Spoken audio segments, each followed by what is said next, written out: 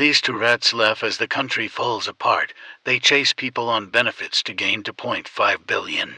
While their mates make $408 billion in 10 years, the British people demand a general election.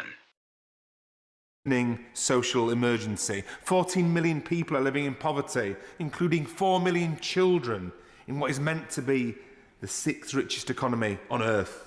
1 in 7 people face hunger across the UK, according to the Trussell Trust. That's around 10 million people. We've got more branches of food banks than we have branches of McDonald's. Homelessness in our society is on the rise as rents and mortgages soar. And of course, this is just the tip of the iceberg, with many more families living in totally unsuitable, overcrowded and temporary accommodation.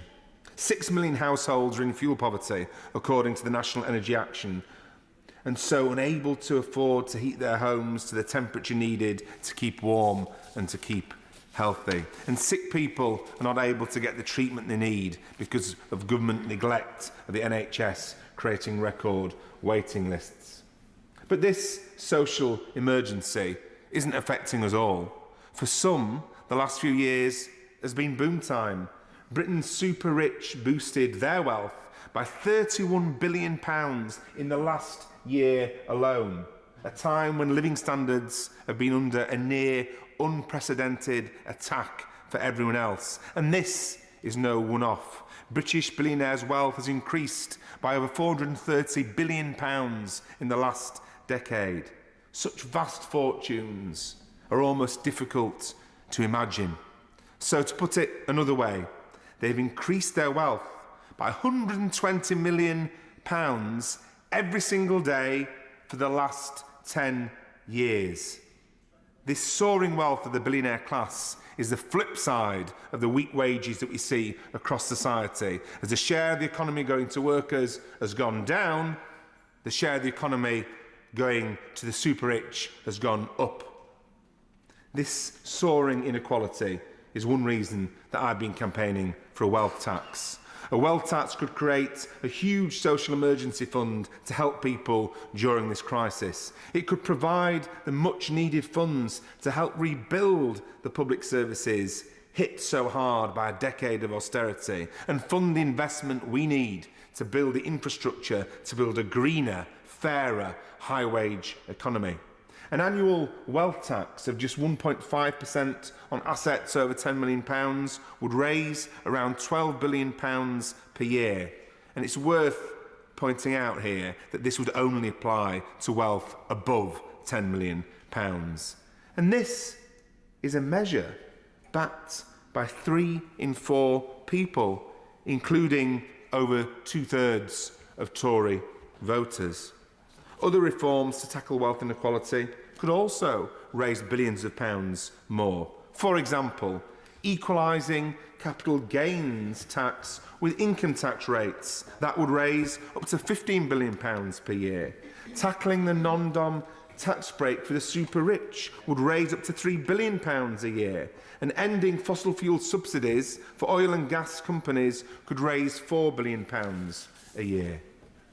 And I want to end on one sector that's been doing very well out of this crisis: the banks. The banks who must now be made, in my view, to pay their fair share. Just like the energy companies, the banks have used this crisis to line their pockets with windfall profits. They've done this by charging higher interest rates for loans, but not passing them on to savers.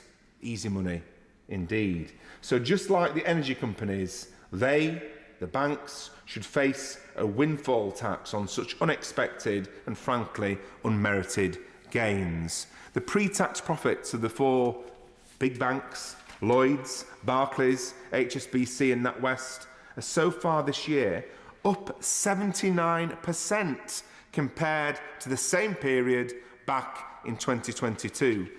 Now, Spain's progressive government offers one example of what a windfall tax could look like.